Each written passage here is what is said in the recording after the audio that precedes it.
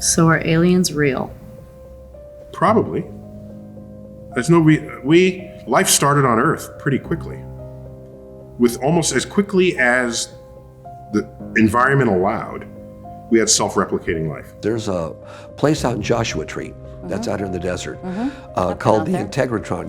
Oh, I've been there. Okay. I've done it. Well, let me tell you the story behind it. Please which do. I want to tell the For people. those who don't know what Integratron is, describe Integratron and then tell your story, because it's a very unique, cool place. The Integratron is the middle of Joshua Tree. It's a giant half dome, probably 75 feet across, like a big half dome. It's got an armature, meaning something go around the outside with some things sticking in. If you go on the inside, you can hear a little bit of an echo.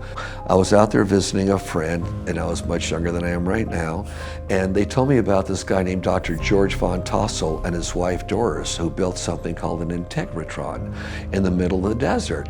And there's a lot of flying saucers out there, or viewings of flying saucer. She says, believe me, you're meant to go there. But I just don't get how they can keep it hidden. Well, they hide it in plain sight. Back in the early 90s, after I briefed the CIA director, I had a guy who was on the committee dealing with the secrecy that had been lying to President Clinton. And he said, look, we just hide this in plain sight. We put this out there in a way that the public is aware of it. I mean, I think after pornography, the #1 search thing on the internet are UFOs. But the problem is that they attach the false narrative to it. So it's sort of like the way counterintelligence works and false information works. You put a little bit of truth at the center of it. Like those Tic Tac, those craft that our Navy jets chased off the coast of California. It's been on all the news for the last 2 or 3 years. The Pentagon has affirmed that those are real UFOs. But they attach in every article this statement that it's a national security threat. So they're now gone from pop culture and movies and Hollywood and the UFO subculture, sort of fringe, to the mainstream media. And now from the Director of National Intelligence, due in June, is this report that was ordered in the COVID bill signed on December 27th. They have 180 days to get that out. So I'm trying to get more of this information out, including showing the models and the aircraft that were developed through my uncle's company and Lockheed Skunk Works back in the 50s, 60s, 70s. And they continue to be developed that have been kind of hoaxing events. The very first experience was, and I don't talk about this very often, but you ask, so I will. I was electrocuted when I was 5 years old and burned severely, burned all my eyebrows, my eyelashes, I still have scars on my arms from it. Obviously I lived. And in those days, the doctor used to come to the house in Missouri. I was in northern Missouri. It was in broad daylight. And I remember I had this jolt of electricity that shot through my body, and I couldn't talk. I was not really paralyzed, but for whatever reason, I couldn't speak. My mom had called a doctor. I was waiting for the doctor, and while I was waiting for the doctor in broad daylight, I began seeing in my room beings surrounding me that were helping my body to heal from the shock. So that experience, at 5 years old, you don't know what to call that. But it literally shocked me into an awareness that I was not alone in the world and that there are worlds that exist that I couldn't see under normal circumstances. And the only way I could see those worlds was if I had the feeling that I had through that electrical jolt. And that experience stayed with me. And as I moved through life, I learned that feeling, the power of my ability to have a feeling when I wanted to have a feeling, to be able to feel that connection and communicate if I needed to communicate with whatever those beings were. I mean, I love talking about aliens. I mean, I talk about it on my show and they always make fun of me, but I don't care because I don't care. You go to this camp and it's a high vibrational kind of mountainous area, and they have daily UFO sightings. I mean, are aliens real? Yeah, they are. Like, stop being stupid, people. Like, this is a big giant place. We're not the only game in town. Come on.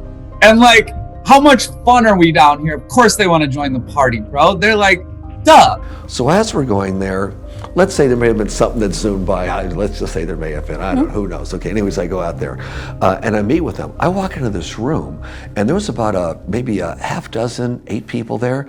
They looked like they were 500 years old. I mean, these are elderly people, right? George Fontallis, I guess, I'm somewhere in his 60s, 70s, 80s. Hard to tell. Anyways, he said, "Oh, welcome. We've been expecting you." "Joan, did you say something?" "No." He said, "Anyways, we are the College of Universal Wisdom, and let's take you for a walk." They took me in the backyard. There's this giant monolithic boulder out there, right?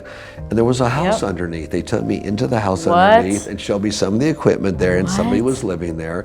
They said, "We have a lot of people coming over because there's a lot of, UFOs that land here. Oh, by the way, would you like to see what one looks like?" "Sure." And then they showed me pictures and took it to his backyard. Anyways, let me continue with the story. So they take me inside the Integratron. They say, "We need young people. We'd like you to be on our board of directors." And I said, "But I know very little about this stuff." They said, "You'll know, believe me. Trust us, in the next year you'll know a lot more." I said, "Okay, cool." So he takes me inside this Integratron, which you've been in. He says, "This came from them," meaning extraterrestrials or people, are not the kinds that we know. "And I'm building it for their instructions. And what I'm going to do is I'm creating inside a negative ion, but a special type of negative ion. So the outside is actually an electric motor. When it's done, it's going to spin this way, create inside a negative ion. And as people walk through with cancer, that cancer is going to be gone. It's going to boost up their immune system so much, it's going to cure cancer by the time they get out." And then the government murdered everyone.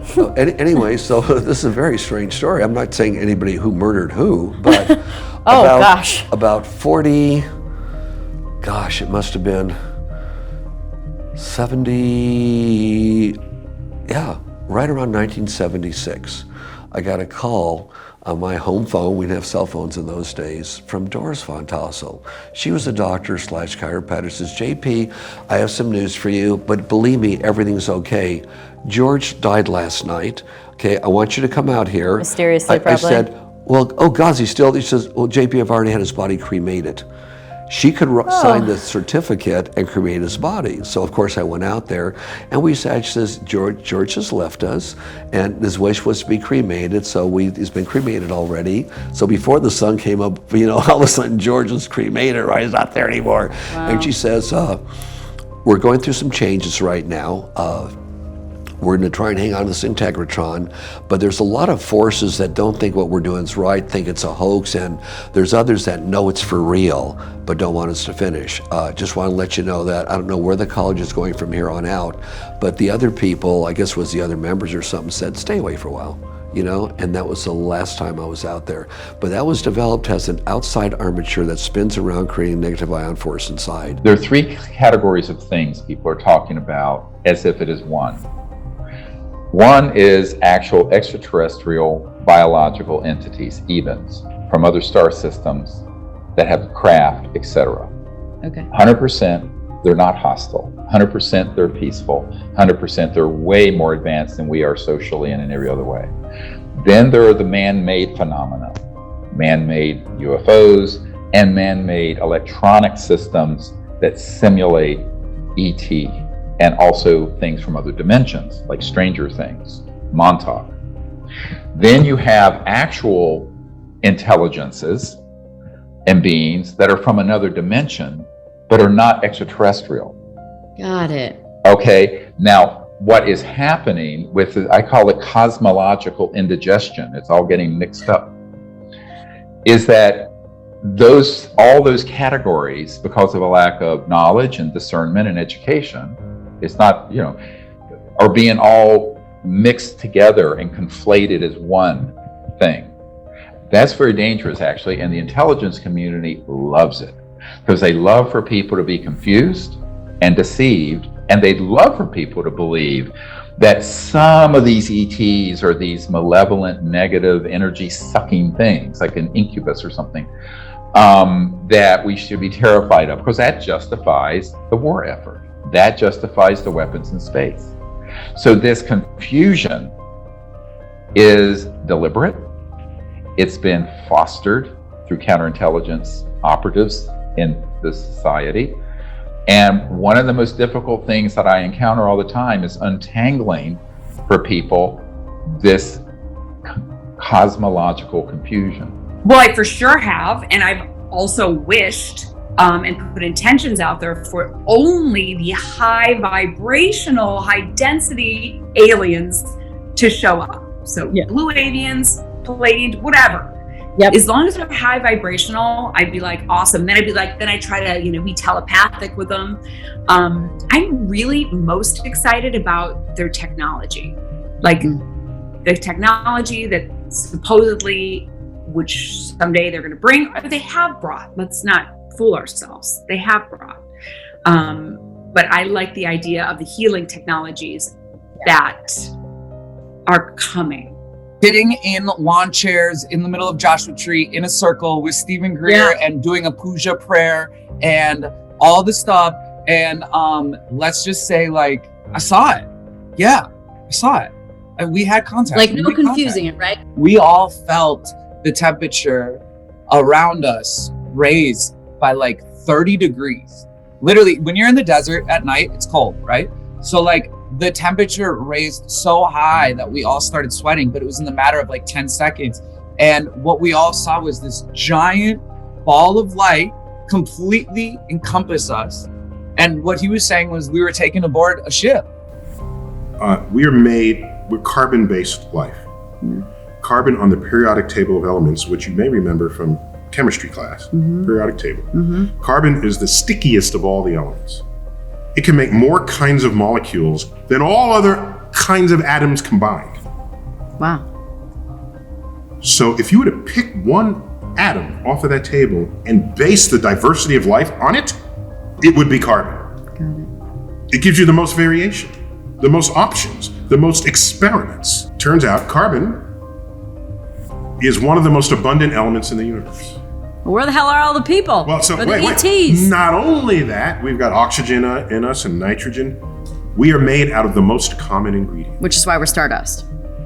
We're stardust. Not only, that's an aspect of why we're stardust. We're stardust because those elements, the heavy elements in particular, the carbon, the nitrogen, the oxygen, the iron, are made in the cores of stars that explode, scatter that enrichment across the galaxy, allowing the next generation of stars to have those elements that can make planets and life.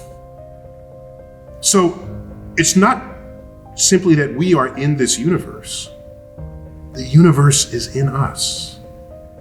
Yes. We are not, it's not just poetically true, it is literally true that we are stardust. And so when we look for life in the universe, it's not unrealistic to look for carbon-based life. It's just not. And plus we have an example of it here. So how many other ways might there be to be alive? There could be many. But if you have a limited budget and can design only one experiment, are you going to pluck at random one of these 100 ways that life might be alive that you've never tested before, that you don't have any evidence of? Or are you going to try the one way we know that life does exist? So we're self-aware of that limitation, but it's not a crazy limitation to operate on. It's not. So are aliens real? Probably.